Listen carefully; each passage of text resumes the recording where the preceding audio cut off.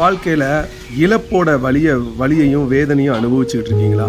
அது அந்த இழந்து போன காரியத்தையே நினச்சி நீங்கள் உட்கார்ந்துக்கிட்டு இருக்கீங்களா? ஒன்று புரிஞ்சுக்கோங்க, இழந்து போனதை நினச்சி நீங்கள் உட்கார்ந்துக்கிட்டே இருந்தீங்கன்னா அதுக்கு அடுத்த காரியம், அதாவது இழந்து போனதுக்கு அடுத்த ஒரு காரியத்தை தேவன் வச்சிருப்பாரு. அதோடைய பலனை பார்க்க முடியாது. எப்போதுமே இழப்பை தாண்டி போகும்போது அங்கே ஒரு மகிமையான ஒரு காரியத்தையும் ஒரு அற்புதத்தையும் அதிசயத்தையும் தேவன் வைத்திருப்பார். வேதத்தில் அப்படி ஒரு சம்பவம் நடந்தது. 1 சாமுவேல் 30வது அதிகாரத்தில் தாவீது, எல்லாருக்கும் உங்களுக்கு ஒருவேளை தெரிந்திருக்கலாம்.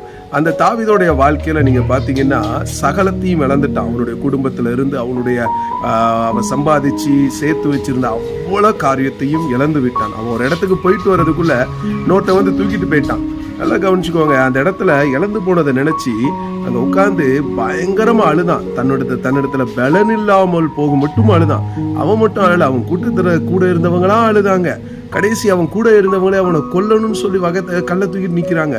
இப்படி அழுது புலம்பிக்கிட்டே அவன் இருந்தான். அது வரைக்கும் அவனுக்கு அடுத்த ஸ்டேஜ் பாதை திறக்கவே இல்லை. ஆனால் எந்திரிச்சு ஆண்டவர்கிட்ட கேட்குற, ஆண்டவரே நான் போனா எனக்கு எல்லாம் திரும்ப கிடைக்குமான்னு கேட்கும்போது ஆண்டவர் சொல்றாரு, நீ இப்போ சகலத்தையும் திருப்பி கொள்வாயினாரு. உடனே அவன் ஆண்டவருடைய வார்த்தையை கேட்டு எழும்பி அடுத்த ஸ்டெப்புக்கு நேராக போனா அவன் இழந்து போனதில் உள்ள அத்தனையும் சகலத்தையும் அது மாத்திரமல்ல, அதுக்கு அதிகமான நன்மைகளையும் திருப்பி கொண்டான். அதே மாதிரிதான் உங்க வாழ்க்கையிலையும் சில காரியத்தை இழந்திருக்கலாம், சில ஆசீர்வாதத்தை, சில நன்மைகளை எல்லாம் நீங்க இழந்திருக்கலாம். இழந்து போயிட்டோன்னு சொல்லி உட்காராதீங்க. அது மாத்திரமல்ல, உங்கள்கிட்ட இருந்ததையும் இழந்திருக்கலாம்.